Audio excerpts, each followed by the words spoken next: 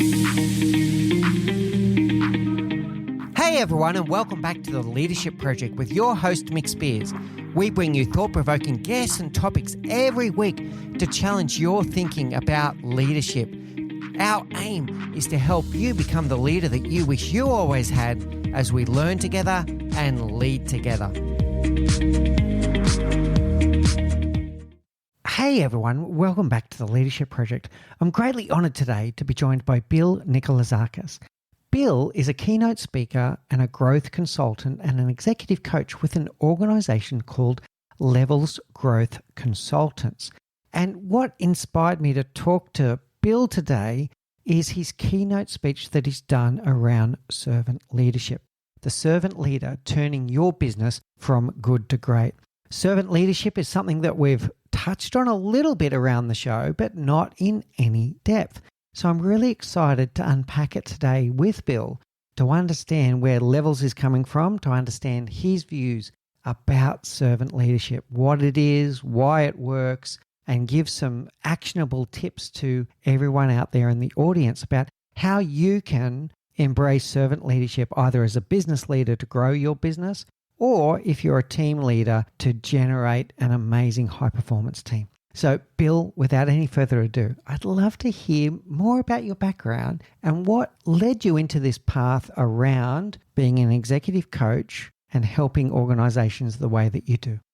Thanks, Mick, and thanks for having me on the show. So my background is as an entrepreneur. I started my first business when I was 21, learned some hard lessons between 21 and 25. And around 26 years old, I started a property research business, a digitally enabled business that I sold to an ASX-listed property platform named iBuyNew. And then I fell into corporate. So in a couple of years later, I became their group CEO and managing director. And then I was the chief revenue officer of another ASX-listed property technology company called PropTech Group.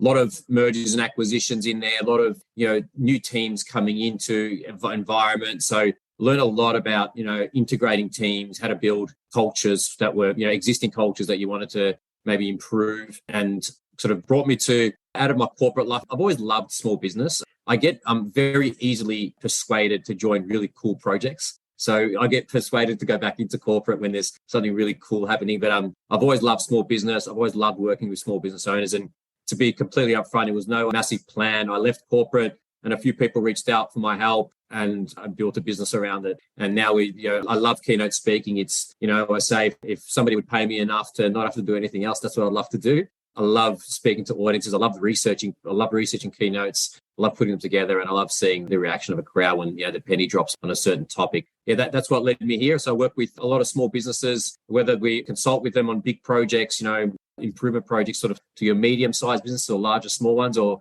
we do executive coaching for small businesses as well to help them increase their level. So congratulations on your success, Bill. Well done. Great career yourself. And now you're helping others to forge their businesses and forge their careers. There's an interesting thing that I picked up when you were talking.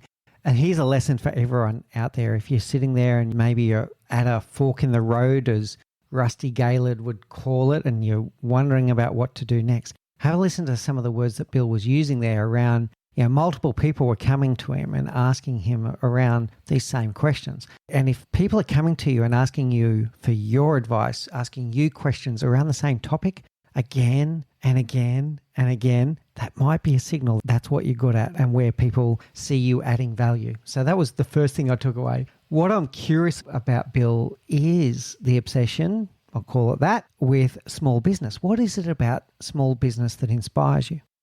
Yeah, interesting one, because, I didn't come from a family of small business owners. My dad drove cabs for my uncle. My mum was a seamstress, and then there was no seamstressing jobs, so she became a kitchen hand. So I didn't really have any background. I guess I'm like a lot of us, I'm a failed sportsman, until I was 19 years old, I never really worked. I got paid to play very low level soccer, football. I tell this story often, but I was sitting on a bench at the second tier of Australian football at 19 years of age. And I had this stark realization. It was freezing cold. I remember this day like it was yesterday. I had this stark realization for the first time ever, and this is legitimate. When I was 19, I thought, wow, I'm actually not going to be a professional footballer that plays in Europe. And it changed my whole life. I actually quit football. I played the season out and I quit the next year. I just knew I wasn't going to make it. I just had this overwhelming feeling that I wasn't going to make it. And I just threw myself into something else. And that just happened to be working in finance. I was always good with numbers. So I went into finance when you didn't need any degrees to get into finance. It's to my age. And I don't know, I just had a feeling that I could do something a little bit better than the way it was being done. And that was my first business. And it all sort of happened from there. I had no idea what I was doing. The actual service we provided was actually pretty good. I had no business idea how to run a business. So those businesses failed not because of, we didn't provide a good level of service or it wasn't a good idea. We just didn't know the basics of running a business because I had no one around me. And then I also had, I was lucky enough to have an older brother that was been very successful. Had up and downs as well, but very successful in business as well. Tech guy, seeing him in business, even when, early on when things were really tough, I just loved the idea of building something for yourself. And if people often ask me, when I was in finance, I'm someone that researches things deeply. So when I'm in finance, I like to learn everything I could about finance. Then I was in property and then technology, and I learned everything I could about technology. And people always say to me, oh, you must love technology. You know everything about technology. But no, I love building things. And I don't care what the industry is really. I love, like I said, cool projects. I love building something special. And that's why I don't really care about, it doesn't have to be as a business owner. I've been more than happy to be an employee. I'm not one of those people that people say to me, oh, you've owned business for a long time. Can you be an employee? No problem at all. I've got no issue at all reporting to people. I just love building great things. If that means doing it as a manager somewhere or doing it as a small business owner. I've just found that the stages of businesses that I love the most are that early stage business. And typically to do that, I start my own. But it's not necessarily because I've this massive passion to start my own business. It's really just because I want to build something pretty cool. And sometimes doing that by yourself is the best way to do it. Yeah, really interesting there. I'll share with you what I'm taking away. So first is those moments of realization. Most of us have them in our careers. It's just whether you're paying attention or not. So for you, it was sitting on a cold bench beside a freezing cold football field. For someone else, it could be just, on the commute to work one day or sitting in a meeting and stopping and thinking, what are we doing here and why are we doing it? So those moments of realization are really interesting. And then for you, what I'm seeing is someone that realized relatively early in that journey that you like to build things, you like to start things. And sometimes, I wouldn't say this is a universal rule, but sometimes the easiest way to start something is if it is your own business, because you are calling the shots, and as long as you've got some capital available or enough capital to get you started, you can start something. Whereas if you're inside a company, you've usually got to convince a whole bunch of other people to say, hey, I want to start this mini business line or whatever the case might be. Is that what I'm hearing there? This passion to start things? Definitely. And, I guess a small business is awesome. And starting businesses is so fun and, bring an idea to life, that seed of that idea. And there's nothing better than being able to build a team from scratch in your own image, right? When you go to another business, there's a team there already, you got to sort of mold them. And, all those things are great, but it's also really hard. It's really, really hard. And you're going to do things you don't want to do, right? You're going to do the admin, you're going to answer the phone. If you come from a corporate world where you've got layers of people underneath, it's going to be a rude awakening, the amount of, just low level stuff that you just have to do because you don't have the funds or you shouldn't be paying other people to do those things. I don't believe in this. People say to me, oh, what's your hourly rate as a business owner? I just think that's so disingenuous because how many hours are you working? Who's working 8 hours a day as a business owner, right? Really, it's not really your hourly rate. It's how much sleep do you need to survive and how much family commitments do you have? And then do everything else that you can, even if it's a low-level task that is not that expensive because, you're owning a business, right? Yeah, there are a lot of people that do those math and say, if it's a task that you can outsource for something less than your own rate, that you should do so. But there are moments in time in a small business owner's life where you are doing the grind. You're doing everything. You're everything from the janitor to the CEO all at once. There's a few great things because you are the one that can make decisions and you can decide what you're going to do and what you're not going to do. And you can do things like handpick your team as you grow, like you mentioned. But anyone out there that's getting dreamy eyes, be aware of what Bill said about it's hard work too. One of the common misconceptions I'd love to run past you, Bill, is this thing about, you become your own boss and you run your own hours and you all of this kind of stuff. And I can say every successful small business owner that I've ever seen leave corporate to go and start their own thing, when they did so, they worked harder, not less.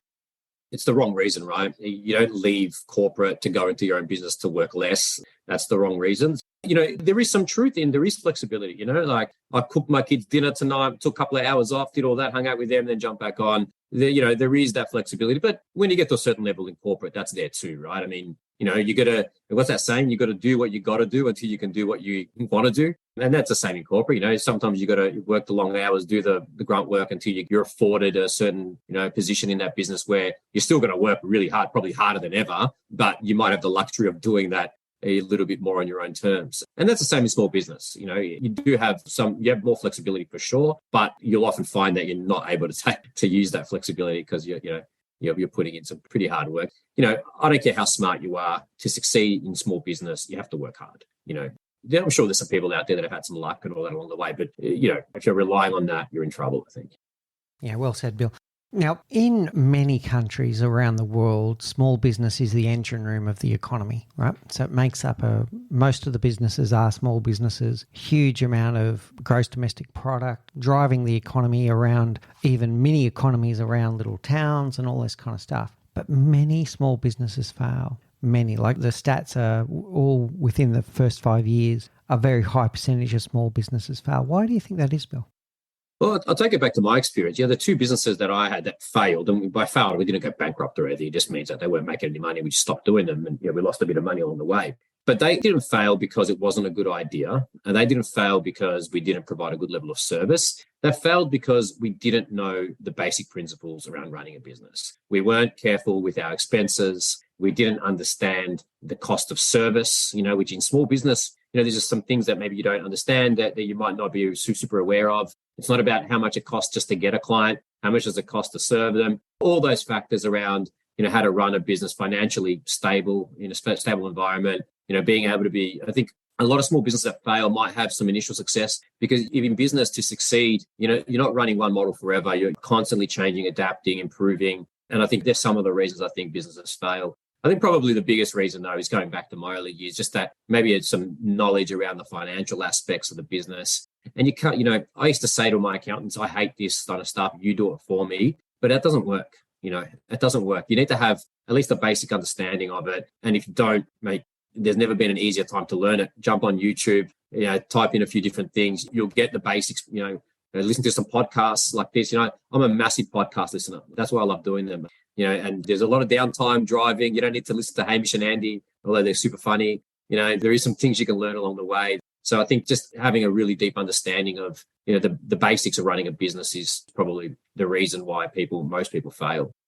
All right. So a key one around business acumen. And if I can compare that maybe to the corporate journey, most people that climb through the corporate ranks, they go through almost a school of hard knocks approach to learning business acumen along the way. They're learning something new all the time. And you impressed me earlier with your growth mindset that you do really dedicate yourself to learning everything about the thing that you're doing and kind of marrying that up with the things that you love. So you're learning around things that you love. In small business, you're thrown in the deep end. And I think it's not just business acumen. Well, maybe we can unpack further. But you're thrown into the deep end. And what you said before about, I'm just going to outsource it to my accountant, there are certain levels of accountability that you just can't do that. You need to have skin in the game. You need to have your finger on the pulse because it's your money and you need to make sure that you're building some of those business acumen muscles. How does that sit with you? Yeah, exactly. And, obviously you need a good accountant and you want them to do a lot of that work for you. But, they can't look at your cash flow and see which expense isn't necessary and which is vital to the business. These are things that only you really know. So you've got to be involved and you don't have to love it and you don't have to, but you just got to be involved. And it's a lesson I learned really early on and getting some basic understanding of it and then making sure you're asking a lot of questions, understanding that side of it. Because it's a really important part. I'm going to rip off a term here. I'm going to ad lib, but the CEO of Agents Agency, a real estate franchise group, so Manos Nikolouzakis says this. He says, profit is sanity and growth is vanity, right? So it's not all about just growth. It's about, what does that growth mean from a profit perspective? When are you actually making money? And these are the things that your accountant can help you with, but you need to be in the room and asking questions. Yeah, spot on. And then it comes back to some of those things that you're talking about between cost of service and the like. So you can know that you are generating margins that will sustain the business, right? Yeah, very, very good. All right, so we've covered business acumen. The other one, like if we come back to this whole janitor to CEO thing, the other thing is you're immersed in this world where you could have to do everything in the business for a while and you're going to be on that learning journey. What do you think are the other missing ingredients that most people that go into business don't realize that they're missing until they get into the deep end of the pool? Yeah, know the gaps, know your gaps. It's impossible to be good at everything. Just know your gaps and don't be afraid to ask for support. In fact, I'm going to add one thing to what make businesses fail. A lot of time, I think it's ego. Listen, I know this. Maybe you are the best financial advisor, accountant, bricklayer. Maybe you are the best at that. Doesn't mean you know everything there is to know about running a business, right? There's things that you need to get help on. And that's why the coaching piece is really important to me. When I deal with all these different industries, I'm not going to be a better electrician or whatever it is than that person. I'm not trying to help there. What I'm trying to help with is looking at knowing business principles, what's going to help them get to the next level of their growth. And I think that's a really important part of it, just understanding where those important parts of it are, of your business that you lack knowledge in, and finding the help, whether that's a full-time employee or whether that's asking your accountant or whether that's bringing in a business coach or whatever it is. In fact, so Levels is my main business, but I own another two businesses that I'm non-exec in or quasi non-exec director in. We quickly found when we started one of these businesses, it's a national law firm, digital law firm that we built. So I built a digital product, teamed up with a lawyer, a good friend of mine, Rex Frasiabi, and we started a company called Bond Conveyancing. And we had this great tech product that we built, all the legal knowledge in the world, but we knew we lacked one key area, and that was someone to execute on recruiting and managing high quality conveyancers and property lawyers that are going to produce an amazing experience. We knew we had this great tech that's going to change the game, but if you didn't provide a good level of service, you can have all the tech in the world and it's useless to you. So we went and found a lady by the name of Mirella Rice, who had the exact opposite strengths to us. And she's built this amazing team now that's helped us grow into one of the fastest growing law firms in Australia in the last year. So that, just understanding what those gaps are, we knew we weren't good at that. It wasn't our strength. And we found someone that fit that. Sometimes it's an employee. Maybe it's, if you're starting a business, maybe you got to consider a co-founder. There's a lot of different ways to do that process. All right. So I'm hearing essentially three things there, Bill. The first one is the self-awareness. Self-awareness to understand what you're good at and what you're not as good at. All right. And the second part is having an open mind, a growth mindset, a learning mindset, and to not pretend you're always going to have all the answers. And then the third one is then to go and find those people that will complement you. And they could be team members that you're recruiting that complement your skills. Like, don't just go out there and recruit a bunch of people that are exactly like you. Go out there and look for people that might complement your skills. Or like you said, it could be your broader team, could be contractors or service providers that are helping you, or it could be a business coach. Tell me more about the relationship between a business coach and a small business owner. Yeah, so when I think about any kind of advice part to any business owner, it really depends on the life cycle stage of that business. And it's so different at different stages. When you're the CEO of a company with 40, 50, 60 employees, really your job is strategy and recruitment. That's it. Hire really good people that are going to improve your business and keep them accountable, and then strategy. Now, if you're a small business owner that's got 3 employees and you're looking to take it to the next level, I'm going to give you very different assistance and very different advice than that CEO with 50 employees that's trying to grow that business. So with that CEO, we might be talking about, okay, what's your go-to-market strategy? What kind of, what's your acquisition strategy? How are we going to get the growth? Where you are financially? How do we keep the top players more accountable and get more out of them? How do we improve culture?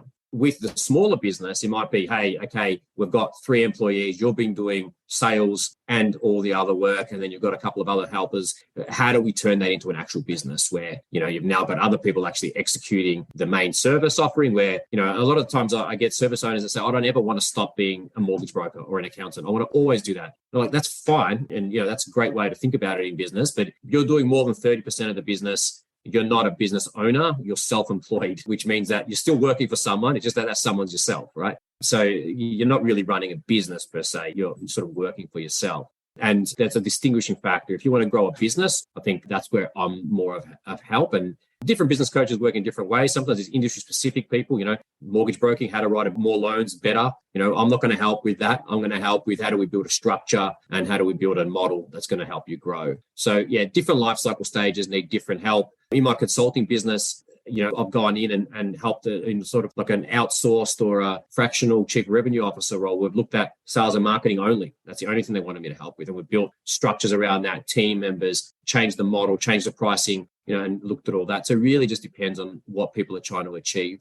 And then finding the right, I think, more away from me and more generally, finding the right coach that you've got a level of respect for, that you'll actually take on their advice, because you can't help anyone if they're not willing to take on. So you have to be someone that you meet and you say, hey, actually, that person knows what they're talking about and I'm happy to listen to them. Because if you don't think that, then don't deal with them, because there's no use. Even if they're great, you're not going to take their advice on. And the second thing, I'm just making sure that, there's a lot. I've never been in an industry that's so saturated with people that are so underqualified, like someone that's been, never run a small business, maybe successful in a middle management corporate role in that industry, then advising that industry on how to run a business when they've literally never run a business before.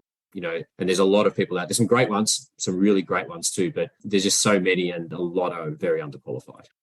All right. So I'm hearing picking the right coach for your business. I'm hearing going in there with a coachable mindset that you're ready to listen and learn. I'm hearing that picking the right coach includes thinking about the size of your business, the stage of the life cycle of your business and the direction of your business, and then identifying someone who's been there before. Someone that's actually been through that pain, understands you. They understand the pain. They understand your dreams. They understand what you're trying to achieve because they've done it before. That's who you'd be looking for in a coach. All right, very good. I'd like to stem on to another key ingredient. You mentioned about some of the pivots that people need to make during business. So they might start being the best accountant or the best bricklayer, like you were saying before. But if they're truly going to grow a business, their role has to change. And they find themselves doing less and less of that and doing more leadership. And yet many of them have fallen into small business and have never been through any particular leadership training, etc. How do you address the leadership deficit with small business owners? Can I go a roundabout way of answering that? First of all, I want to make it very clear that I think personally there's very few times a hired CEO will do better than the business owner running their business. Very few times. If you know you're very good just at one thing and you're horrible at running a business, maybe that's a good idea. But most of the time, I think you should do it yourself. And it's easier to learn how to manage people, the processes involved in that, the leadership aspect of a business than it is to have the passion and the drive and all those things because it's your business, right? So that's a very important point in that. I think most business owners, in a very, very high percentage of them, should really think about doing it themselves and then hire people around them that have that knowledge that they might need, or, use a business coach or whatever it might be. So, really, if you've never had a leadership role before, you don't understand, the simple things that make a big difference. What kind of meeting cadence should you have? What do you do in a one-on-one? How do you recruit someone? What's the process to do a successful recruitment? What are the steps? How do those steps happen? These are all things that are important, but that are learnable. If you want to put the time in, you can probably learn them yourself online with enough time. But realistically, there's outsourced HR companies that can help you with stuff like that. There's, business coaches. There's all these things. Instead of hiring an outsourced CEO who, no matter how lovely and great they are, probably not going to have the same passion and drive as you, right? And you're going to probably have to pay them a pretty penny. It's often much better doing it yourself, and then building the people around you. It goes back to that point before, just building the people around you to fill the gaps. And if it's a really important part of it, try and learn it yourself, and get some level of knowledge on it yourself. Yeah, okay. So coming back to learning mindset, growth mindset again, leadership is a huge determining factor in the success of your business. But the good news is exactly what you said, Bill, is it can be taught, it can be learned, it can be improved over time. Now, what led you to come on our show? We were intrigued by your keynote speech that you do around servant leadership. So tell us what servant leadership means to you, Bill. You're probably going to get used to this, Mick. I'll tell you in a roundabout way. So the reason I'm interested in servant leadership was when I first started businesses, I always had this mind that I didn't want to be one of these business people that was cutthroat and didn't care about people and did the wrong thing. And I really just wanted to start. I hated that. I really didn't want to be any part of that business. And one of the reasons I don't love corporate is because there's a bit too much of that in corporate, But so I started these businesses and I was built this mindset that I'm going to be really nice. I'm going to want everyone to love me. And I'm going to run this process where everyone's have a happy work life, and that'll give me great results. And when you're a really small team and you've hired really good people, genuine people, and they all know you well and you're close to them, sometimes that can work. But what I quickly learned was that being a good leader doesn't mean you're soft and fluffy all the time, right? And sometimes being a good leader means you're having those difficult conversations in a very respectful way to help improve someone, or if they're not the right person, to help them understand why they might be better off doing something different, right? Now, that's still, to me, is doing the right thing. And I came across this fantastic book called Good to Great, which did a survey on some businesses over a 20-year period. And, what was really interesting to me was the types of leaders that were successful. The most successful S&P 500 companies over that 20-year period didn't have the flashy CEO with the good suit that was great with media, that was super charismatic. It was typically someone that had been either promoted within the business, that understood the business well, but it was that quiet achiever, someone that loved and respected the people within the business, but that was, numbers driven and empathetic. But the best way to explain what I believe servant leadership is, it's a shift from being a boss to serving your team, right? So giving them a servant leader gives your team everything that they need to succeed, gives them whether that means emotionally, your empathy, active listening, tools, all those things. But it's not just because you're a great bloke that you do those things. You do those things, yes, because you want to do the right thing by people, but then you also give yourself the license that you've done all those right things to have those difficult conversations. And it's understanding how you have those difficult conversations in a respectful way, always one-on-one, never in a group environment, even with sales teams. And when we look at results, we'll never, in a sales meeting, for instance, I always recommend sales leaders never talk about the people that have got bad results in the sales meeting. Bring up the people with good results, but the people that have got bad results, they're going to see themselves on that screen, on that dashboard in that meeting. That's enough. That's enough to drive them. And then you have those difficult conversations one-on-one. And a servant leader is all about getting the best out of your team. And, even if I was a horrible person, I would still be use servant leadership, because I think it's the best way in the 21st century to get a team to perform the best. And I'll finish off on this thought, if that's okay. So, the leadership principles that most people are used to, this, you've got to be here by 9:00. And if you're late, or if you take a sick day and all that kind of stuff is really hardcore. These were all founded in the 18th century, in the industrial age, when if you were 1 minute late to work, the whole production line stopped, right? 1,000 people couldn't work because you weren't there to pull the thing off the machine, right? Or whatever you're doing. So really important for you to be on time, right? So you could understand why they had this hardcore approach to, to that kind of leadership style. And the power was in the employer's hand. We're in a knowledge economy now, not all industries, but, the knowledge economy drives the economy now. And in that economy, in the 21st century, leading in this way gets you the best results. And I truly believe that. All right. So Jim Collins' work, From Good to Great, it's one of the most common answers to our rapid round. Maybe your answer too when we get there. What's your favorite book? It comes up very often. And servant leadership is certainly a big part of what Collins talks about. And taking your definition here, shifting from being the boss to serving your team.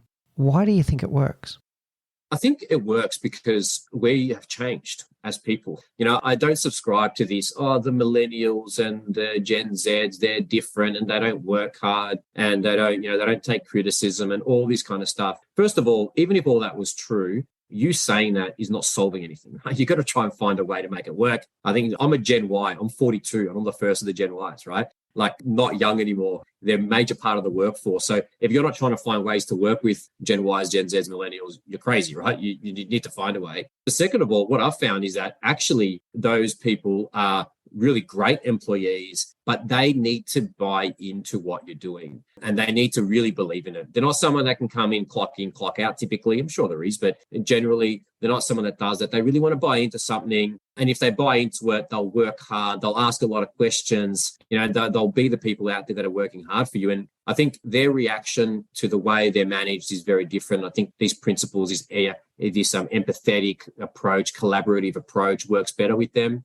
And it's not only business, you look at the sporting world, I'm a big soccer head, as I said before. Jose Mourinho was a famous coach, won everything. He used to be this hardcore taskmaster, and even he says now that he coaches Roma in Italy, and he talks about the change in mindset from the players, and you can't do any of that anymore. And the lengths he goes to now to learn about his players, to understand their personal lives, all things that he would never have thought of, doing 15, 20 years ago, because he knows he's going to get the best out of those players by understanding what's important to them and then helping them reach their goals. It's the same with servant leadership.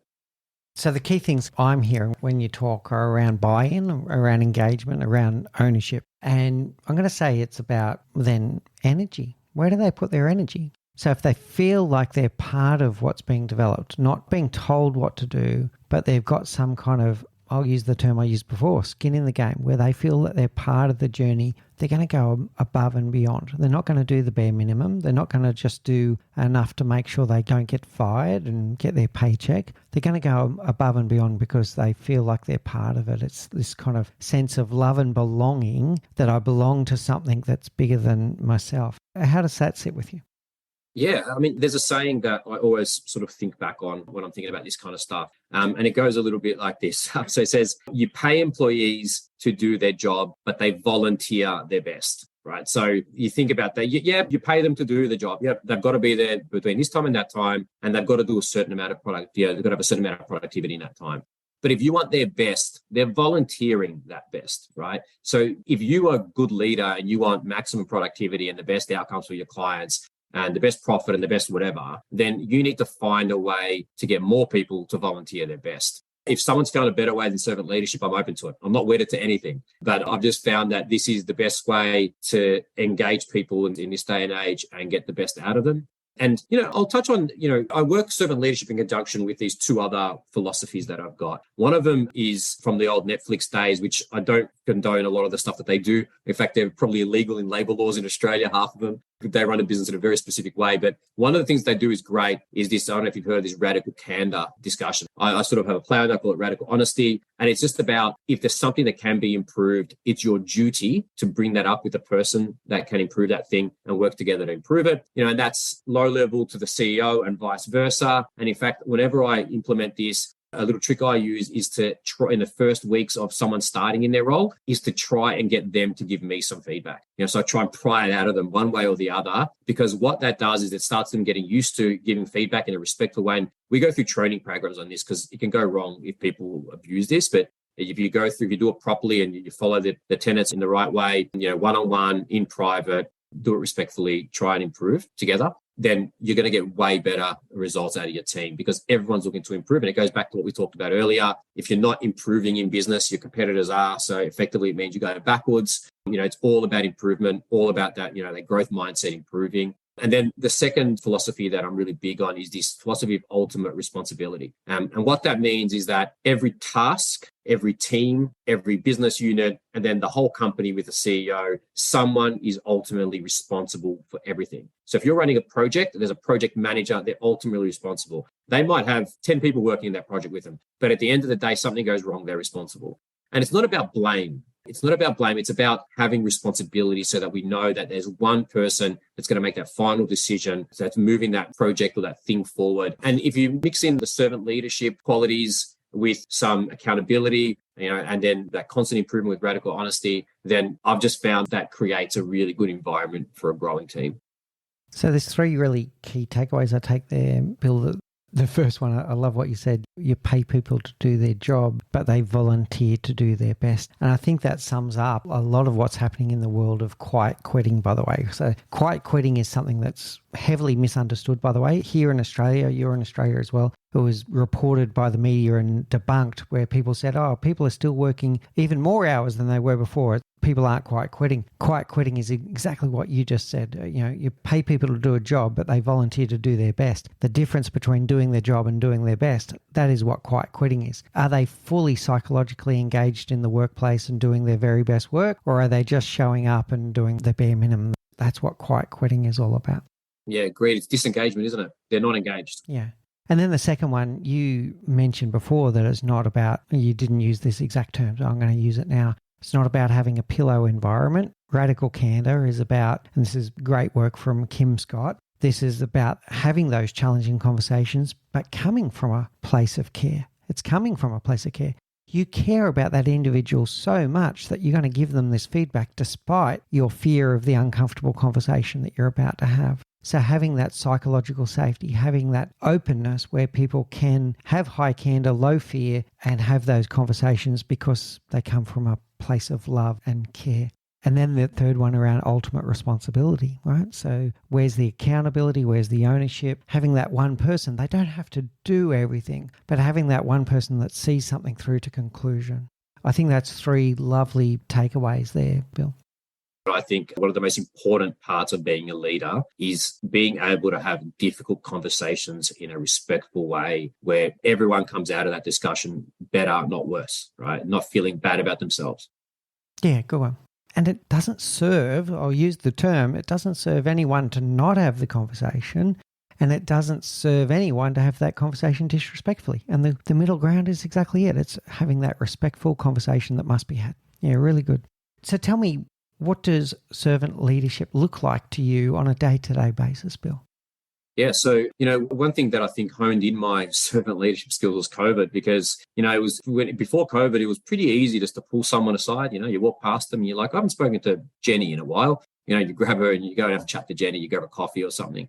I think COVID, what that made me do anyway, is structure a lot of that, because I wasn't just walking past Jenny anymore. I had to actually make an effort to call So I have my normal meeting cadence that I've got. So, normally the way I normally work is, team meetings early in the week, Monday, Tuesday, middle of the week, one-on-ones, end of the week check-ins. So, and the check-in for me became a structured process, not a, when I walk past Jenny or whatever.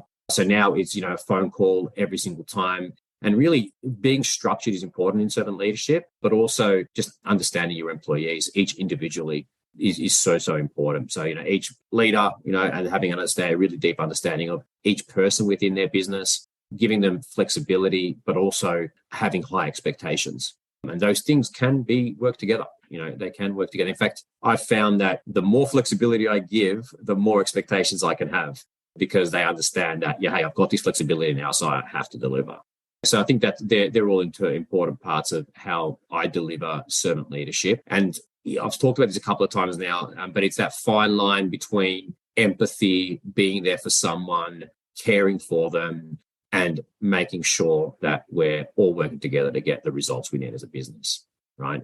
Servant leadership isn't an affront to capitalism. It's not like you don't want to make money. It's, in fact, the opposite. You want to do better as a business. And by doing better, you understand that the only way you're going to do better is by improving your employees. I love a quote, so I'll throw another one at you now. And Richard Branson says, your clients aren't the most important thing, your staff are.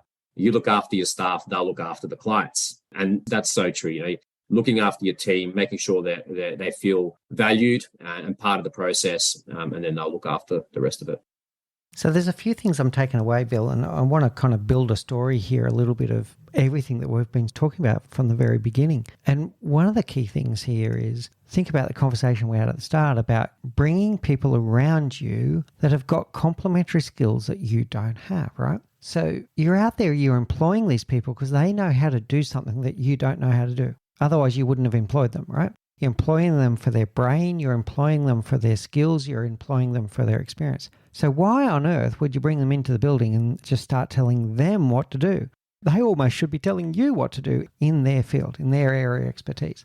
And then what I'm hearing as the story builds, Bill, is that you're then intentionally, and taking your point that COVID maybe pointed you to make it even more intentional, that you're then intentionally going out of your way to show people that you care about them, because no one cares how much you know until they know how much you care. So you intentionally showing that you're caring about them, and then you're going out of your way to create an environment where they can do their very best work. So you're bringing in people who've got the skills that you need. You're showing them that they care about you because they will return that in spades. And then you're doing the things that are needed to give them the environment where they can do their very best work. How does that sit with you?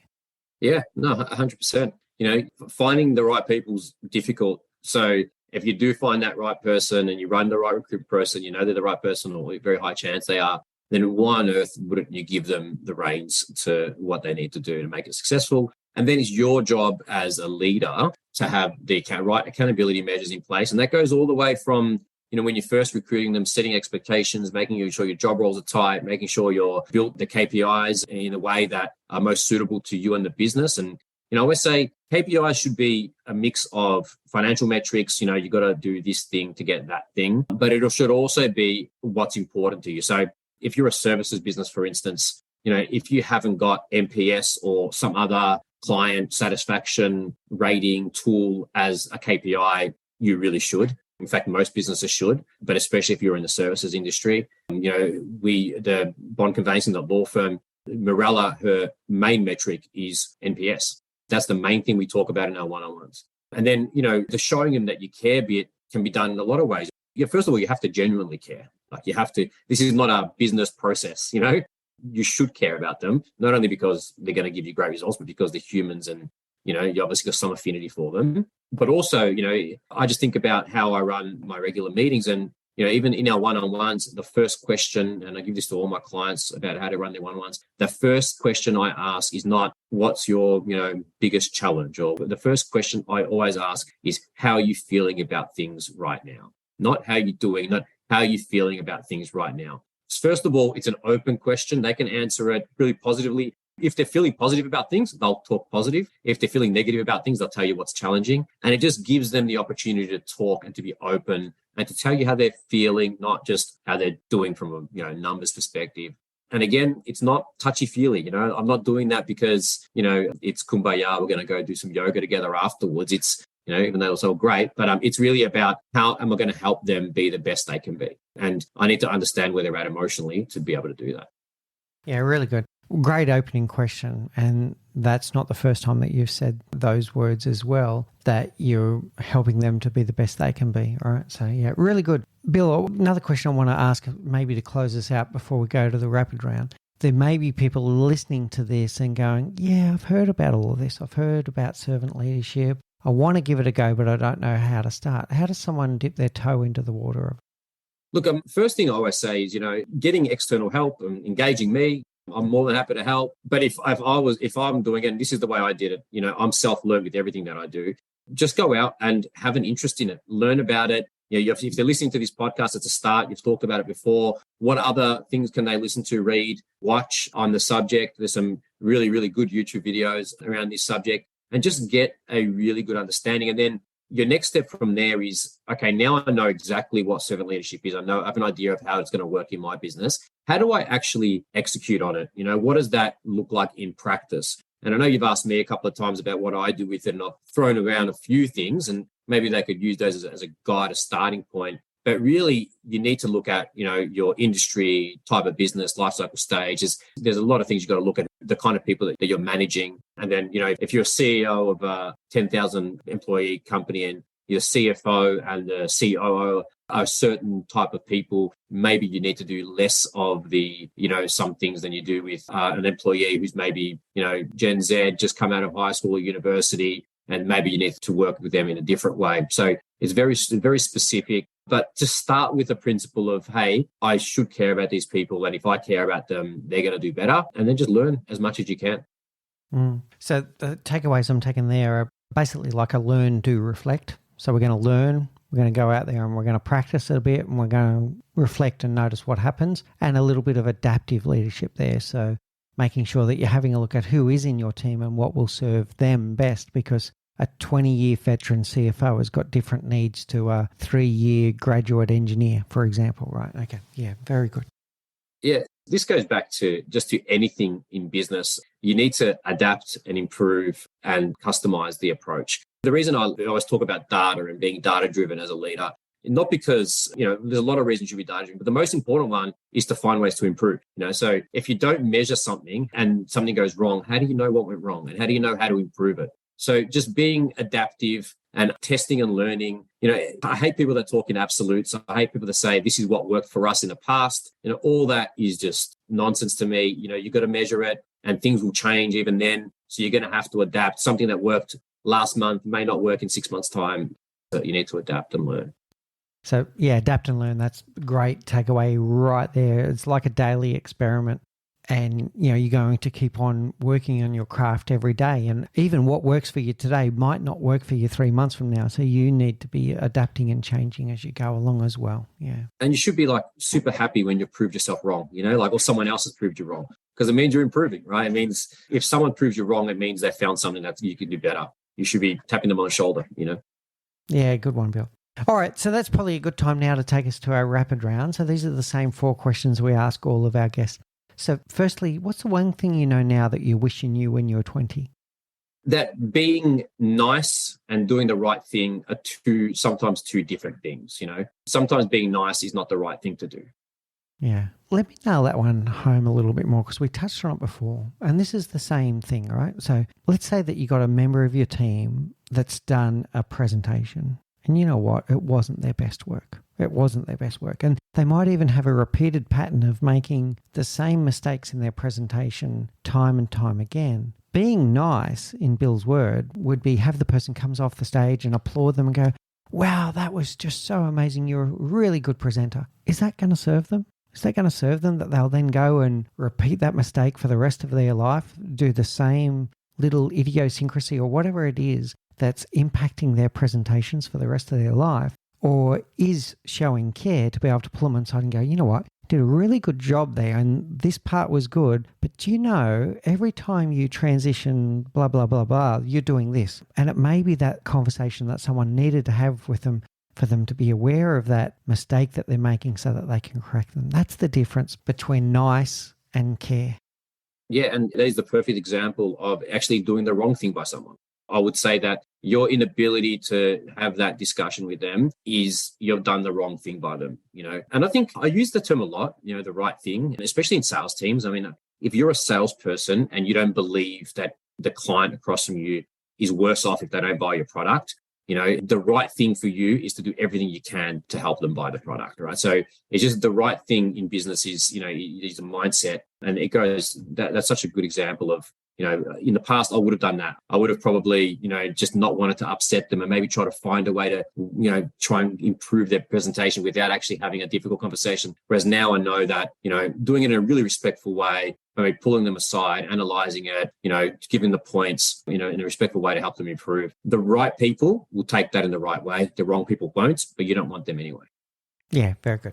All right, perfect. Now what's your favorite book? I'm going to guess it's Jim Collins' Good to Great, but I love reading. I watch movies for fiction and I read nonfiction. That's my thing. But I'm going to throw one out. I bet you not many people have told you about this one. But one of the first books I read, and I reckon I've read it 7 or 8 times, is a tiny book, but it got me so passionate about business. And it's Screw It, Let's Do It by Richard Branson. Every time I'm feeling a bit, unmotivated, I pick that book up. You can read it in a night or two, and just such a fun. I love his spirit. I love someone that just wants to be, hardcore successful, but also just fun-loving and, and not wants to do the right thing by his people. And that's the kind of philosophy that I subscribe to. So, yeah, good one. All right. So what's your favorite quote? Yeah, I guess it's that. I'm going to say that. So I've already said it to you now. So let's think of another one. But that, employees, you pay the employees to do their job, but they volunteer their best. I reckon people are sick of me telling them that. When managers talk to me about one of their team members that maybe isn't performing, I bring that out a lot. But honestly, it's a massive part of how I think about leadership. That one quote drives a lot of my decision making. It's my big takeaway from today's discussion for sure, Bill. And because of everything we said before, it sums up leadership. It also sums up what's going on with quiet quitting when it goes the other way. So yeah, really good. And finally, if people want to know more about you or about Levels and about the work that you do, how do people get in contact with you? Yeah, LinkedIn or Instagram, just BillNico10 at BillNico10 is my call, or you can go to levelsgc.com and see me there. So, we do keynote speaking, training for corporates and keynote speaking for small businesses and corporates. And then we do sort of executive coaching and growth consulting. So the consulting, like I said earlier, in the larger businesses or larger small businesses, that makes sense. And then for the small business owners, the executive coaching. Yeah, great. Well, thank you, Bill Nikolouzakis. Thank you so much for your time today. Thank you for your wisdom, your experiences and your insights. Really appreciated our discussion, and I know the audience will as well. Thank you so much. Thanks very much for having me. Cheers. Thank you for listening to the Leadership Project at mixbeers.com. A huge call out to Faris Sadek for his video editing of all of our video content, and to all of the team at TLP. Joanne Goes On, Gerald Calabo, and my amazing wife, Say Spears. I could not do this show without you. Don't forget to subscribe to the Leadership Project YouTube channel, where we bring you interesting videos each and every week. And you can follow us on social, particularly on LinkedIn, Facebook, and Instagram. Now, in the meantime, please do take care, look out for each other, and join us on this journey as we learn together and lead together.